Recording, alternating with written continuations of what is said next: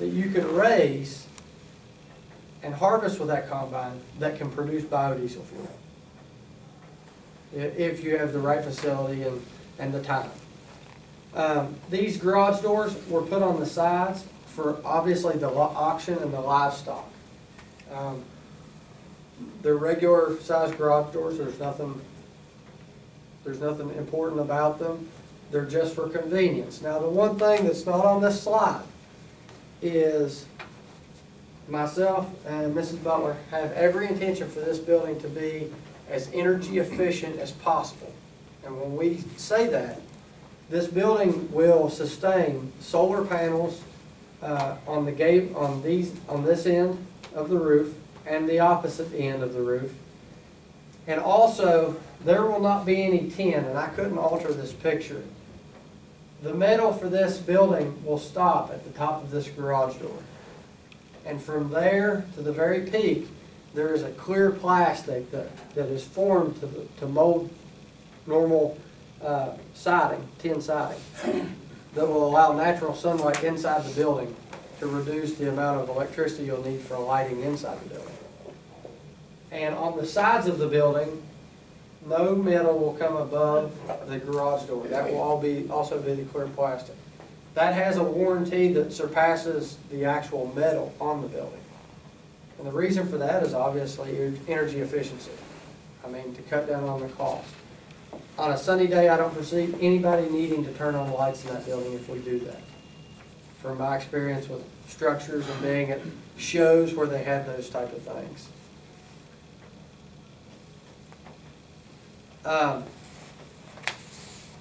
We also, I wasn't able to put it on this plan or actually in those binders. I contacted a facility in New Jersey, and I talked to Mr. Mekiff about this before. They specialize in wind and solar electricity for different areas. Right now they're focusing on beachfront properties for boardwalks, and what it is it is a light pole with a solar panel and also a wind turbine on top of that. These have no connected power to the outside. They're strictly self-sufficient. We're trying to allocate the money to purchase one of those as a test project on this site to see if it's possible, and use those type of lightings for around this facility to light it up. In front of you is the project overview. Obviously, if the board were to approve this, I would immediately contact Miss Utilities, which I did at my former job with Apex Pipeline, to make sure that there are no lines or any obstructions to starting on this particular site.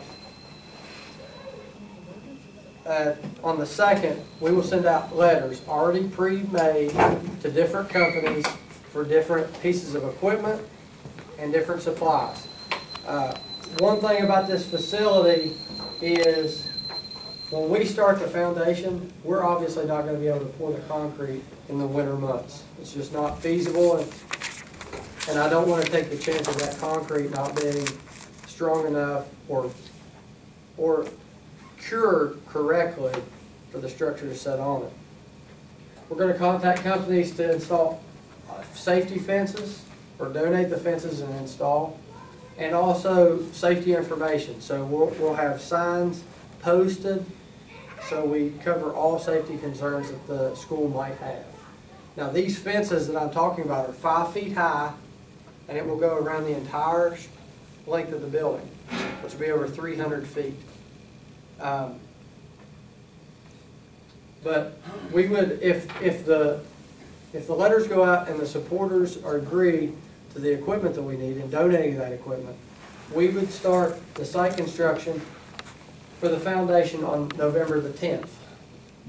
And we would do absolutely everything when it came to the foundation, such as the concrete foundation and the gutter systems to drain that water over the hill and away from the school system and the road.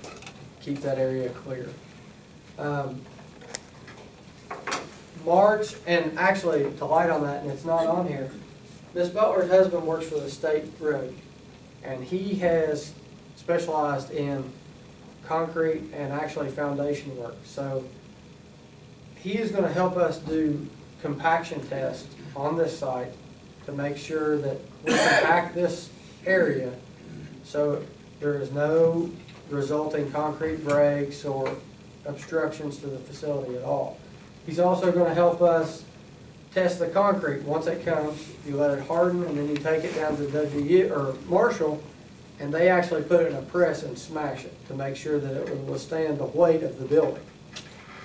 I have all the specifications of how thick the concrete should be and so forth, but he's willing to donate his time for that, and also he believes that all of the compaction equipment we can get from the state, so it wouldn't actually cost us anything up front. Next March would be probably the soonest that I could see us pouring concrete on the site. It would take 2 Saturdays to pour. It would be 2 different pours. We would pour the outside edges, which would be 14 feet, 80 feet long, and then the next Saturday we would pour the last section, which would be the middle section, and have that completed that day. I know that sounds like a lot, but I worked in concrete at Branchland Lumber with Apex Pipeline. I could pour that concrete with 5 people in a half a day, as long as the trucks kept coming. With the help of some specialized equipment that we can get from like A to Z Rental and some other contracting companies. I've also, for the concrete, I've also asked the help of some union employees that specialize in concrete with Apex Pipeline to assist us when we do that. So we know exactly, we have professionals that are going to be there while we do that to make sure it's done properly. Then if a contractor were to submit us a bid of the correct amount of money that we can invest without going over budget, then I would be hopeful that April 1st, weather permitting obviously, that contractor would be able to start. Once that contractor's finished, then the volunteers would move in and we would start installing all of the tin on the outside of the facility and also the clear plastic on the outside of the facility. I have encouraged the construction shop and the welding shop to assist us in different aspects of this. And also the graphics teacher is willing to make us some signs for safety reasons to put outside the facility at that time. Then basically the volunteers would install all of the garage doors and get everything finalized up, and I foresee us being done with that no later than November of next year. Does anybody have any questions about anything? Yes. Jeff might get in on this one. Does not the state fire marshal have to approve these plans yet? Yes, we'd have to get involved, and Dana can actually probably add more to that than I can. But they would be involved, would they not? They have to approve the plans before it starts, don't they? So does the state, anybody state? Department of Education. Department of Education? No. Do they not have to approve anything we do there? I don't think so. No. And what about your plumbing? I didn't hear you mention that. That'd have to go in for the floors for. To my knowledge, right now, we have $58,000 to construct this. I don't, from my calculations, I think we can purchase all the supplies for that, but I don't think I could have the electrical and the plumbing and everything completed by that date. Basically, I wanted to get the facility up.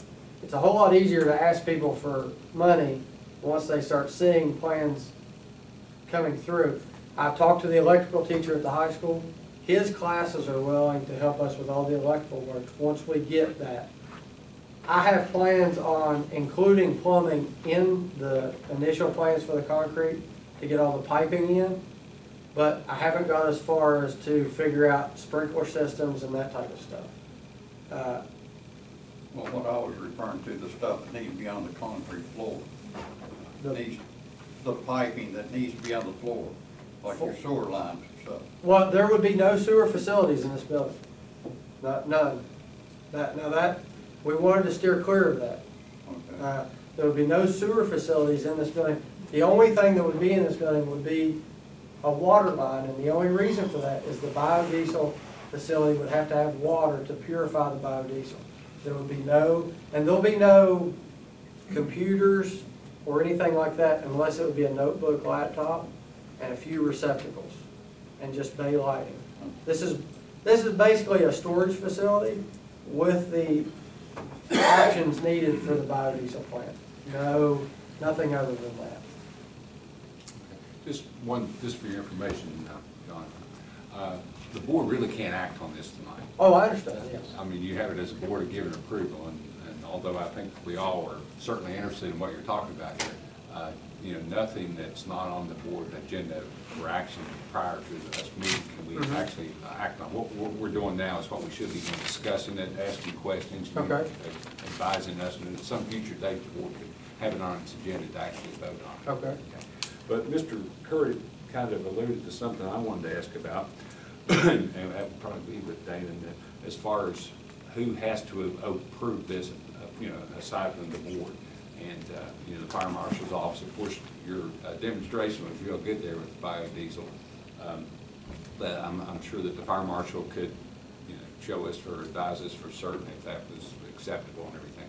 Also, are any other counties that you all are aware of, do they do the biodiesel anywhere else? No, not that I'm aware of.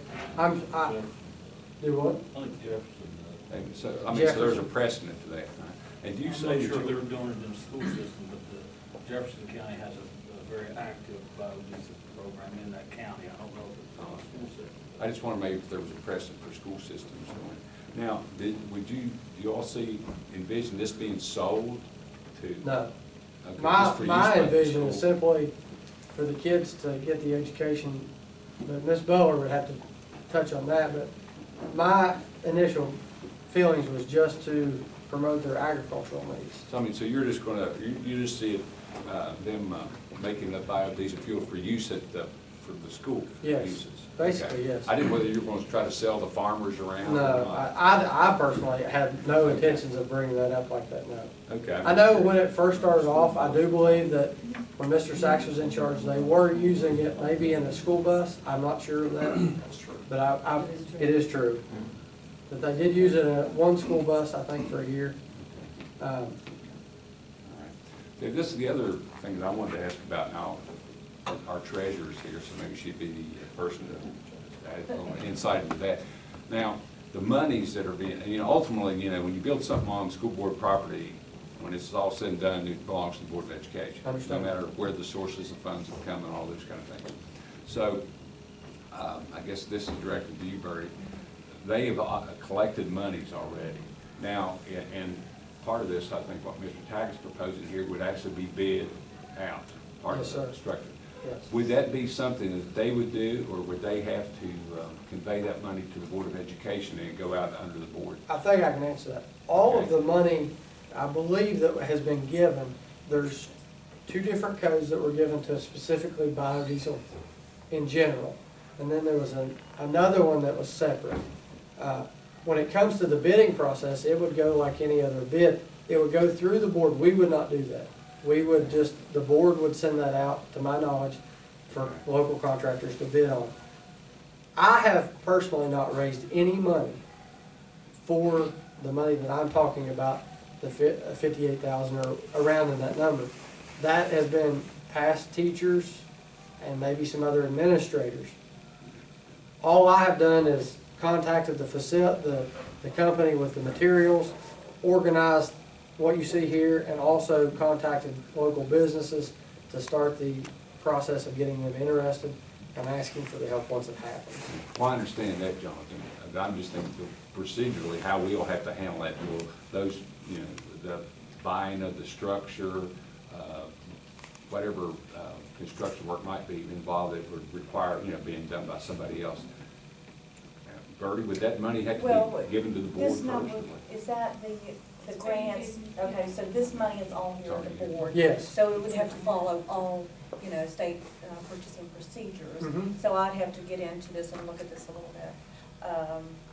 Because there is a $25,000 code for construction projects. I So- actually did this building, not this building, but a building that was bigger than that. Uh-huh. We took bids on it, and it was twice the money they had in their budget. I couldn't do it. Okay. That was a couple of years ago. Well, that's our other, you know, my concern is, do you guys have a budget of what this project is going to cost? I did give Mr. Midkiff the quote that was given Uh-huh. to me by the person that would actually, for the structure itself. Now, that structure, when I say that bid that he sent me, was for $36,000 and some odd dollars, and that includes everything. That includes garage doors, man doors, the large garage door, the outside tin, and the skeletal structure inside. That does not include any of the foundation materials, any of the foundation equipment that we need to pour concrete or pour that large of a pad of concrete. That would just basically be for the building itself. Well, I would like to see a budget before I would think the board would want to move along with this. I think we need to know that there is money to complete this project. So just, you could just put us something together for the total project. Okay. And I And think that they could be a would, part of the Yeah. approval action. right? Okay. Is that what you're saying? I don't know how much more money you've got, but I don't believe $60,000 will do that, especially if you're gonna contract the labor to put the steel up. And that's what I was concerned about from the very beginning was a contractor, how much they would charge to do that. That was my fear from the very beginning when I was told the amount. But all the monies, from your initial comments there, all the monies are monies outside you, from the Board of Education. It's They're already inside the monies that are- board. They're all board funds, yes, sir. I mean, that their monies have already been received. but I'm- yes, there would be those, the old budget digest funds. Yeah, but what I'm saying, I don't guess anybody's asking that the board would have to further contribute. I'm not asking that at all. Okay, good, I like that. Just wanted to clarify that. But, Anybody else have any questions? yeah, I have one. A little further up on what Mr. Priestley asked. When the material comes, the board will write the check for it, is that right? Yeah, this $58,000, it's Is in your it's in, under my control, so we would be, Right. everything with that $58,000 would go through our office. All the checks would have to be written to the Everything, Board of uh-huh. Education, yes. Now, he may end up with funding through the school. Is that possible? You guys would raise money that would be Well, we can positive? try, but I can't guarantee that. Yeah. I mean, obviously. I think I would have a better idea of what we would need to raise once we got a contractor's quote, which I'm waiting on from one specific contractor in the area, just so I can get an idea how much it would cost. He has all the equipment and the labor to do it, but I don't know if he could do it within the budget that's available to us. Well, that's something, assuming it was eventually approved and all the approvals that are necessary take place, that as time goes on and you do find out that you know what you were shooting for, if you didn't have enough money, you might be able to go out in the community or something and raise money with some activities or whatever. At least you know you could do it and kind of I work towards understand, it, right? yes, sir. All right, so where we are right now, once again, we can put this on a future agenda if the board members choose to do that. That would give us the opportunity, because a lot of us probably, we like to go out there and look to see where you're talking about this application. It would also allow Dana time to get with the fire marshal's office and possibly the Department of Education, anybody who would have to give an okay. It would give you all time to put some figures together and share those with Bertie. Okay. And then by that time, when we were ready to act on it, I think that would be most of the questions we might have. You all have anything else? I've got a couple of things here. Is there anybody opposed to this, or? Not that I'm aware of, and I don't believe any of the school members or teachers or faculty is opposed to it. Actually, I think when Ms. Butler came on, some of the other vocational teachers actually started raising questions about this for her, or helping her out, because she might not have been aware of this. I'm for it, and I would like to maybe look into it to farther, for the biodiesel, that Mhm. maybe you could spring, summer, and fall, make enough to maybe any excess put in the school buses. But I think it's a very good idea. I would like to even maybe look farther, lease some farm where you could grow your own crop, Well, harvest it, and, to my knowledge right now, the school has probably enough farm acreage for one teacher to handle at one time. they have the, to my knowledge, they have the area from the soccer field over to what I'm assuming was gonna be a running track or the property line for the high school. We've used that in the past for a crop, and also I think the county donated areas at the Poor Farm. And actually, there's an area at the high school where the football stadium is going to be, which is down over the hill from that. You can see it from the guardrail. They use that for crops. And it's Ms. Butler and the alumni's intention to raise crops this upcoming spring for different activities and events that they plan on putting on. So when it comes to farmland, I think one teacher, there is plenty over there, unless somebody allocates that for something else, to fill up enough time and energy on it. Have you looked at local companies for the building package? I did research, and this was the cheapest that I could find. Some people have brought up other contractors, but they've never been local. They're always out-of-state people that come in and build these structures randomly. But like Dana said, the problem that we run into with this structure is that you're basically going to take that number and double it if you have a contractor completely build it. That's why my focus was trying to get enough volunteer labor that we could cut down that cost and stay within the budget that the school has. I recently moved back from where I was working out of town, so I can be more active in trying to allocate money. But the problem is, and I've addressed it in the past to board members, the FFA alumni has no affiliation with the high school. We're not a boosters. We don't participate as boosters would. We are our own nonprofit. Our simple goal is to assist the FFA teacher in the ag department, not in supplies or materials, but in scholarships and volunteer labor. I think we just recently had all of our members board approved as chaperones.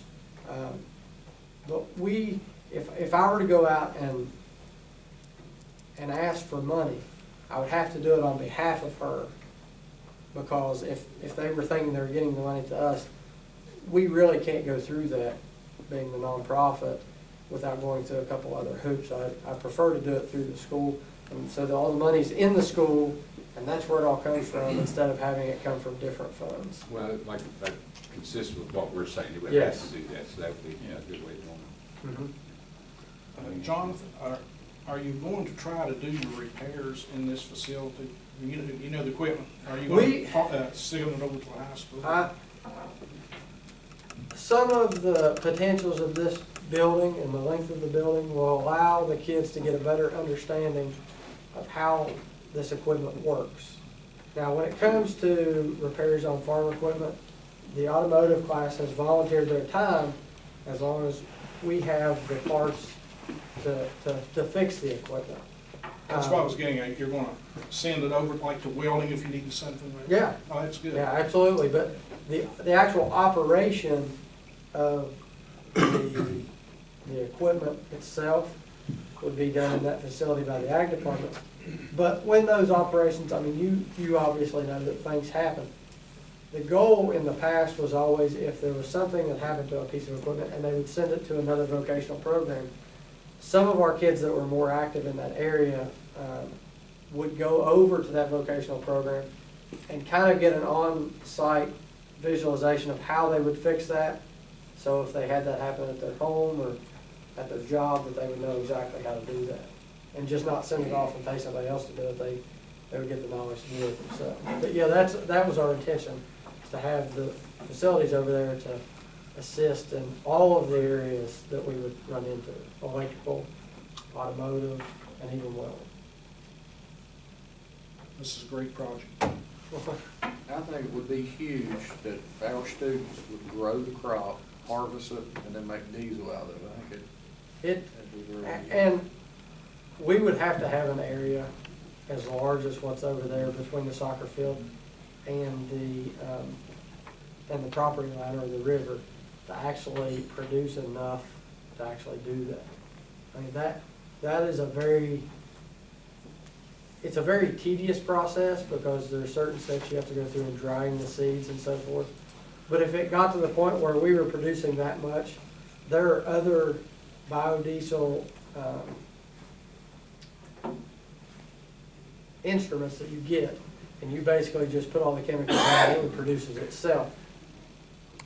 That, if we were mainstreaming this to the school buses and that stuff, I would probably go after a grant for something like that, and then have the other plants so the kids can actually learn how the process is made. Because it's incredibly simple. I mean, incredibly simple. If you will leave me your name and phone number, I may be able to stumble across some volunteers. Okay. The foundation, I can't promise you, but I think I can. Okay.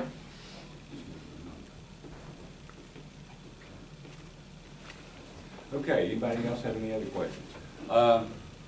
Sounds to me like you've got some favorable responses already, Jonathan, so that sounds good. But once again, what we had asked then is for Dana Smith to do what we've asked Dana, with the fire marshal's office, anything, any approvals from any other agencies we have to have. And then if we'll just work through the Burton's office. I will on the work. money part. I will work over the next week or so to get a budget to the school system. That way, I have all the numbers at the house, but I didn't foresee maybe putting those up there to cram all this in one meeting. But I have some of those numbers, and the big number is obviously the contractor. Well, once again, you know, to get approval for the project, even, you know, I'm gonna be optimistically, hopefully everything will work out, but even if it doesn't, it's been approved and one, you know, the group and everybody could work towards getting the funding Okay. if necessary. So whichever, once it's approved, we can, you know, proceed as we can. I understand. But ideally, you know, we'd hope that it'd come within budget and we'll be able to do it quickly. So what we'll plan on doing is, our next meeting is on, what day? The 13th of November. We'll plan, if everybody's agreeable to that, having it on our agenda for an action item on that night. Okay. And then, like I say, that'll give us the opportunity to look at the site and things like that. Okay. But we appreciate it. Thank you, sir. Appreciate you all coming again, and thank you all, and we support your program, and this will be another step in the right direction. Thanks. Thank you, Jonathan. Thank you. Okay, if there's nothing further on that, we'll move on to our administrative section of the agenda. I'd ask for a motion to look at that, please. I'll make that motion.